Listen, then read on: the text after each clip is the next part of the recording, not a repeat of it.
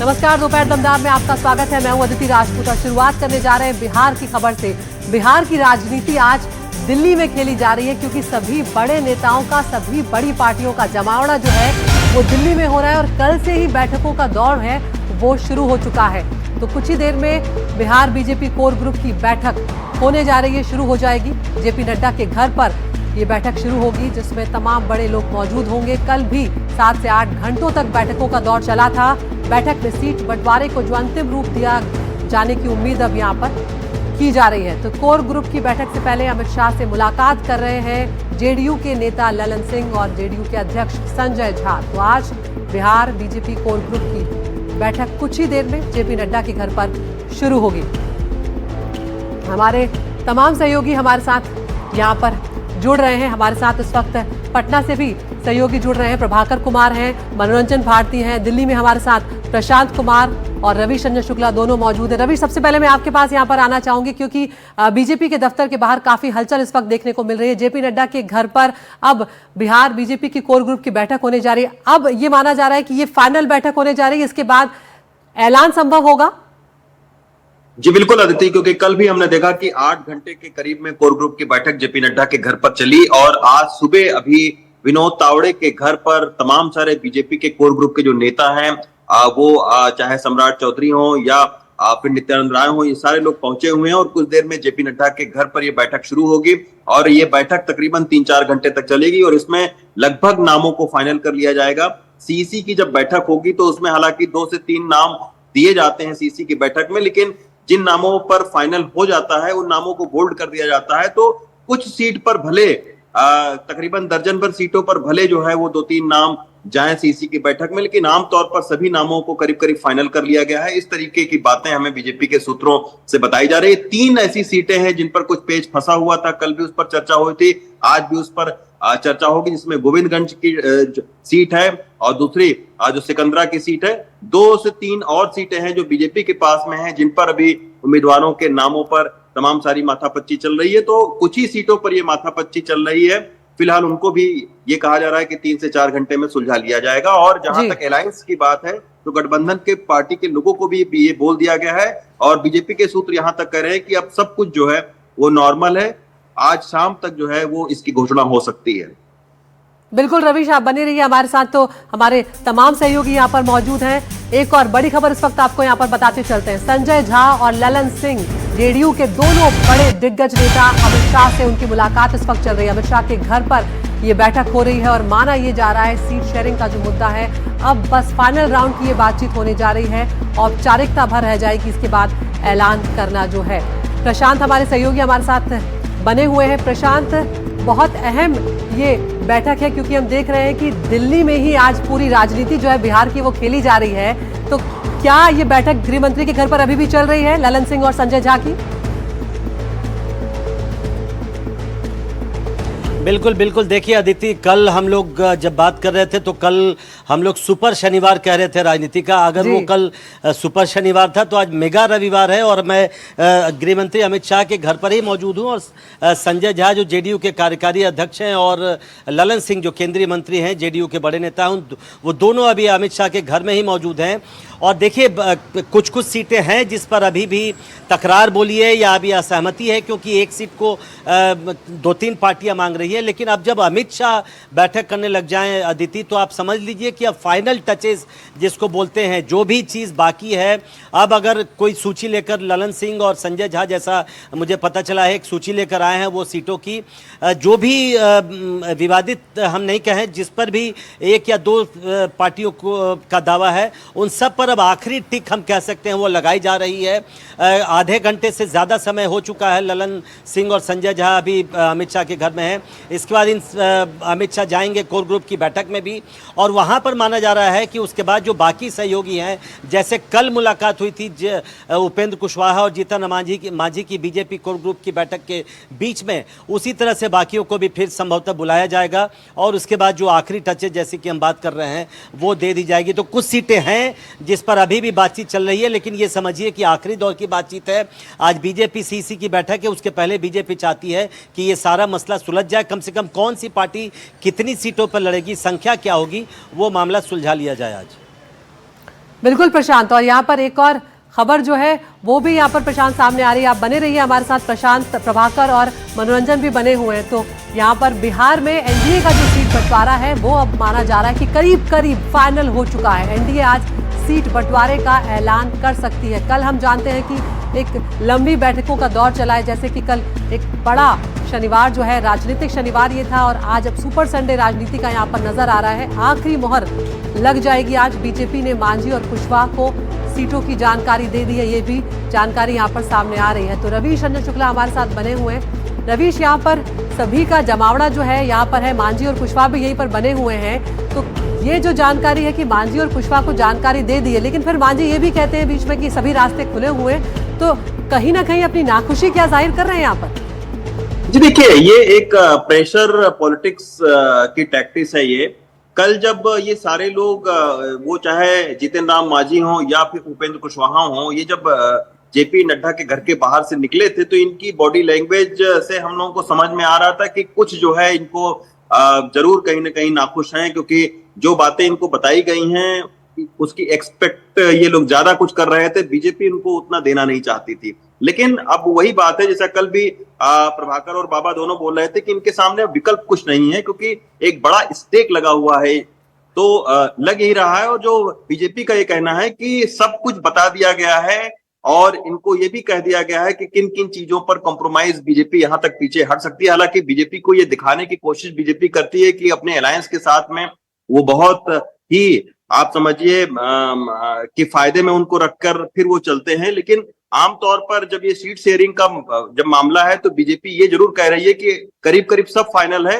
ये 3 सीटें बस ऐसी हैं जिन पर कुछ लगता है कि अलायंस को ये लगता है कि उनको मिलनी चाहिए, जबकि बीजेपी को ये लगता है कि इसमें कैसे फिर हम एक दूसरे के साथ में इसको रखें। तो बस 3 सीटों पर या 4 सीटों पर उस तरीके से मतभेद है। बाकी वो उनका ये कहना है कि सब कुछ फाइनल कर लिया गया है और सबको बता भी दिया गया है। बिल्कुल, और फिर सवाल यही है कि आखिर ये मतभेद जो 3 से 4 सीटों का बना हुआ है, ये आखिर कब तक दूर होगा?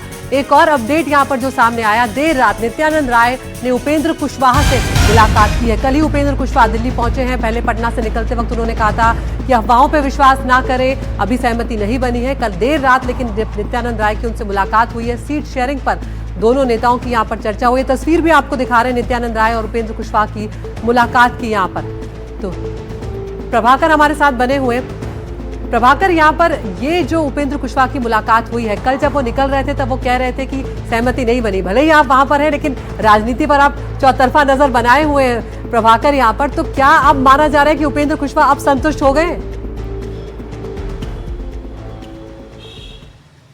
देखिए, कल जब रात में इनकी बैठक हुई है और देर रात तक बैठक चली है, जिसमें कि नित्यानंद राय थे और बीजेपी के और भी वरीय जो नेता हैं वो उनके साथ मौजूद थे, और उन्होंने इसे अंतिम रूप में सुलझा लिया है, ऐसा हम मान के चल रहे हैं, क्योंकि उसके बाद से उपेंद्र कुशवाहा का कोई बयान भी नहीं आया है। कल उन्होंने अपनी नाराज़गी जाहिर की थी दबेश्वर में, जब उन्होंने कहा था कि इन अफवाहों पर आप ध्यान न दें, और अभी तक मामला सुलझा नहीं है, क्योंकि उन्हें जो सीटें दी जा रही थी वो पूरे गठबंधन में सबसे कम सीटें दी जा रही थी। उनसे ज़्यादा सीटें जो है वो जीतन राम मांझी को ऑफर की गई है, उससे ज़्यादा जो है वो चिराग पासवान को ऑफर की गई है, सबसे ज़्यादा जदयू को ऑफर की गई है। जदयू लगभग बराबर का पार्टनर है। तो उपेंद्र कुशवाहा की अपनी नाराज़गी थी। उनका कहना था कि हमारे साथ बहुत लोग जुड़े हैं और हमें भी एक सम्मानजनक सीटें मिलनी चाहिए। कल जो बैठक हुई है, जिसमें जीतन राम मांझी के साथ भी बैठक हुई है, उपेंद्र कुशवाहा के साथ भी बैठक हुई है, तो माना जा रहा है कि उन मसलों को सुलझा लिया गया है। जैसा अभी बता रहे थे रवीश की, कुछ सीटों पे मामला फंसा हुआ है। अब नंबर्स की बात नहीं हो रही है, अब बात हो रही है सीटों की। कुछ ऐसे सीट है जिसे एक से ज़्यादा दल जो है वो मांग रहे हैं, उसमें बहुत सिटिंग विधायक भी हैं जिनका टिकट कट सकता है। उन सीटों पे जो डिसीजन है वो चाहे वो भाजपा हो या जदयू हो, जिनके सिटिंग विधायकों का टिकट कटेगा उनके लिए थोड़ा कठिन होता है, और उसी पे मामला फंसा हुआ है। नंबर्स लगभग फ्रीज कर लिए गए हैं। जो क्वालिटी सीट्स है या किसी पर्टिकुलर सीट की बात हो रही है जिसमें विधायकों का टिकट कटने की बात हो रही है, उस पर एक फाइनल कॉल लेना पड़ेगा। तो कुल मिला के आज जो है ये मामला सुलझ जाएगा, और सुलझाना ही पड़ेगा आदित्य, क्योंकि आप देखिए 17 तारीख लास्ट डेट है, आज हम 12 तारीख आपसे बात कर रहे हैं, यानी कि केवल 5 दिन बचे हैं नामांकन भरने, नॉमिनेशन के लिए। 5 दिनों के अंदर में इन्हें सीटों का नंबर्स फ्रीज करने हैं, कौन सी सीट किसको जा रही है वो फ्रीज करना है, उस पर उम्मीदवार कौन होगा वो फ्रीज करना है, और उम्मीदवारों को जाके अपना नामांकन दाखिल करना है। बिल्कुल, तो यहाँ पर वक्त बहुत कम है प्रभाकर, जिस तरह से आप कह रहे हैं, और ऐसे में खींचतान जो है अब उसे आज खत्म किया जाना बेहद जरूरी हो गया है दोनों ही खेमों के लिए। एक और बड़ी खबर यहाँ पर आ रही है, आज बीजेपी केंद्रीय चुनाव समिति की भी बैठक होने जा रही है। खुद प्रधानमंत्री नरेंद्र मोदी इस बैठक में शामिल होंगे, जेपी नड्डा, अमित शाह भी यहाँ पर शामिल होंगे। और देखिए कि बिहार के उम्मीदवारों पर जो लिस्ट है वो अब यहाँ पर फाइनल आज हो जाएगी। और एक और खबर जो अब दूसरे खेमे से आ रही है, असदुद्दीन ओवैसी की पार्टी AIMIM जो है उसको लेकर ये बड़ी खबर है। जारी अपनी उम्मीदवारों की लिस्ट AIMIM ने कर दी है। 16 जिलों की 32 सीटों पर AIMIM ने उम्मीदवार उतार दिए हैं। किशनगंज से भी सीटों का ऐलान हो गया है। आपको जानकारी देते चले, यहाँ पर कटिहार की 5 सीटों पर उम्मीदवार उतार दिए हैं ओवैसी ने। किशनगंज और दरभंगा की 4-4 सीटों पर, पूर्णिया की 3 सीटों पर AIMIM उम्मीदवार उतार दिए। अररिया और गया की 2-2 सीटों पर उम्मीदवार उतार दिए हैं। तो यहाँ पर अख्तरुल ईमान जो है उन्होंने कहा है कि वोटों के बिखराव को रोकने के लिए ये सब कुछ किया जा रहा है। मनोरंजन भारती हमारे साथ पटना से जुड़े हुए हैं। मनोरंजन, आखिरकार आरजेडी नहीं मानी और ये चुनाव के बाद के लिए जो भी गुंजाइश छोड़ी हुई है, लेकिन अब असदुद्दीन ओवैसी मैदान में आ चुके हैं और मुस्लिम वोटर जो है यहाँ पर वो आरजेडी से खिंचने का डर कहीं ना कहीं।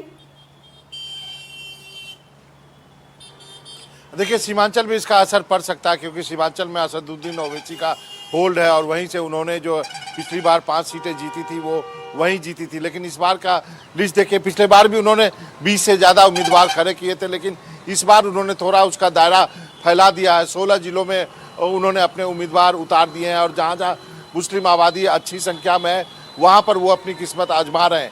सबसे बड़ी बात है कि अब तो यह तय हो गया कि असदुद्दीन ओवैसी की पार्टी का आरजेडी या महागठबंधन से कोई गठबंधन नहीं होगा।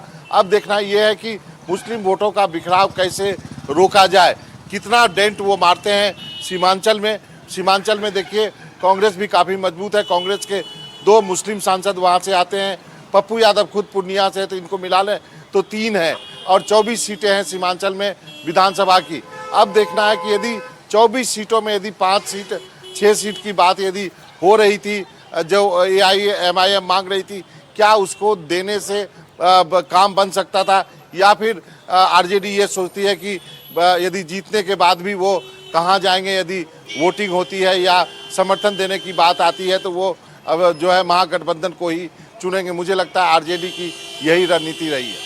बिल्कुल मनोरंजन, यहाँ पर ओवैसी के हौसले बढ़े हुए हैं क्योंकि सीमांचल में जिस तरह के नतीजे आए थे उसके बाद अब वो देख रहे हैं कि वो और ज़्यादा जोर लगाते हुए यहाँ पर नजर आएंगे। ऐसे में क्या आरजेडी को साथ आना यहाँ पर फायदेमंद हो सकता था, क्योंकि अगर साथ मिलकर लड़ते तो एक संदेश भी अलग जाता और आपसे वोटर जो है वो छिटकने का डर भी नहीं रहता। देखिए, उसके कई पहलू थे। यदि आप ओवैसी के साथ रहते तो फिर जो है बीजेपी शायद कॉम्युनल इशू की तरफ ले जाती इस पूरे चुनाव को।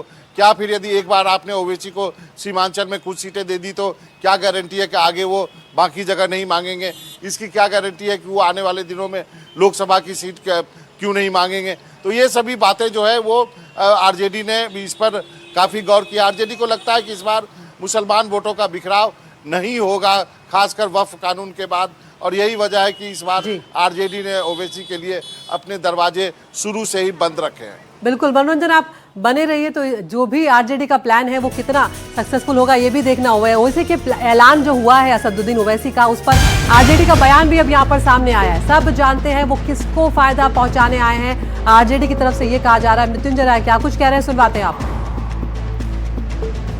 देखिए, बहुत लोग बहुत रूप में बिहार में चुनाव लड़ने आए हैं, किसको मदद पहुंचाने आए हैं ये हमारे अल्पसंख्यक भाई भी जानते हैं, बिहार की जनता भी जानती है। लेकिन इस बार जनता इधर उधर नहीं देख रही है। जनता सीधे जिस तरह से अर्जुन का तीर मछली का आंख देख रहा था, उसी तरह से इस बार जनता सिर्फ तेजस्वी यादव जी को देख रही है। जो लोग भी आए, सबको लोकतंत्र में अधिकार है, लेकिन सांप्रदायिक शक्तियों को कौन फायदा पहुंचाने के लिए काम 2020 में भी किया, फिर कर रहा है, ये जनता जान चुकी है। चाल चरित्र चेहरे को सबको जनता इस बार धूल चटाएगी, सबक सिखाएगी। तो आपने सुना, यहाँ पर आरजेडी की तरफ से साफ कर दिया गया कि किसको फायदा पहुंचाने आए हैं ये सबको पता है। इधर पटना से लालू प्रसाद यादव और तेजस्वी यादव दोनों दिल्ली के लिए रवाना हो चुके हैं। कल दिल्ली की कोर्ट पे तेजस्वी यादव और लालू यादव की पेशी होने जा रही है। आईआरसीटीसी का जो घोटाला है उसमें कल लालू यादव के पूरे परिवार को पेश होने को कहा गया है। भ्रष्टाचार का ये मामला है। राउज एवेन्यू कोर्ट में 13 अक्टूबर को आरोप पत्र जो है उस पर फैसला अदालत सुनाएगी और कोर्ट ने सभी को, लालू प्रसाद यादव, तेजस्वी यादव और जो दूसरे आरोपी हैं उनको इस 13 अक्टूबर को व्यक्तिगत रूप से पेश होने का निर्देश दिया था, जिसके चलते ये सभी लोग यहाँ पर पहुंचे हुए हैं। तो अब ऐसे में किस तरह से ये मामला आगे बढ़ेगा, और इधर एक तरफ चुनाव नजदीक है और इस तरफ ये पेशी हो रही है। और जब तेजस्वी यादव दिल्ली आए हैं तो ये माना जा रहा है कि सीट बंटवारे पर भी बातचीत वो करेंगे राहुल गांधी से। और इधर सीट बंटवारे पर तेजस्वी यादव का बयान भी सामने आ गया है। सीटों पर कोई दिक्कत नहीं है, ये तेजस्वी यादव ने कहा है। पटना से निकलते वक्त दिल्ली के लिए वो रवाना हो चुके हैं। सुनवाते हैं आपको तेजस्वी यादव ने क्या कुछ कहा है। कोई तकलीफ की बात नहीं है, सब सही है। जिस परिवार के पास सरकारी नौकरी नहीं है उस परिवार को सरकारी नौकरी मिलेगा और 14 नवंबर के बाद से बिहार की जनता बेरोजगारी से मुक्ति पाएगी। तो प्रभाकर मेरे सहयोगी यहाँ पर मेरे साथ बने हुए हैं। प्रभाकर, यहाँ पर सीटों पर जो पेच फंसा हुआ है, हम जानते हैं कि किस तरह से कांग्रेस जो है वो साफ तौर पर यहाँ पर विनिंग सीटों की बात करती हुई नजर आ रही है। लेकिन अगर विनिंग सीटें जाती हैं तो यहाँ पर आरजेडी के जो सिटिंग एमएलए हैं सीधे तौर पर उन पर खतरा मंडराने लगेगा, उनका टिकट कट जाएगा। तो आखिर कैसे संतुलन बिठाया जाएगा? जी देखिए, कांग्रेस के साथ दो मुद्दों पर बात फंसी हुई थी। एक तो सीटों की संख्या की बात हो रही थी। 70 सीटों पर पिछले बार कांग्रेस ने चुनाव लड़ा था, 19 सीटें उन्होंने जीती थी, तो बहुत ही पुअर स्ट्राइक रेट था। इस बार जो हमारी जानकारी है लगभग 55 सीटों के आसपास में कांग्रेस को समेट दिया जाएगा, यानी कि पिछले बार से कम सीटों पर कांग्रेस लड़ने को मान गई है। लेकिन जो मामला फंसा हुआ है वो विनेबल सीट्स का है, यानी कांग्रेस वो सीटें चाहती हैं जो सीट पर उसके जीतने की संभावना ज़्यादा है उनके अपने सर्वे के हिसाब से। पिछले बार जब उन्हें सीटें दी गई थी उसमें कांग्रेस का आरोप ये है कि हमें ऐसी सीटें दी गई जहाँ पर कभी भी कांग्रेस या आरजेडी जैसी पार्टियाँ नहीं जीत सकती।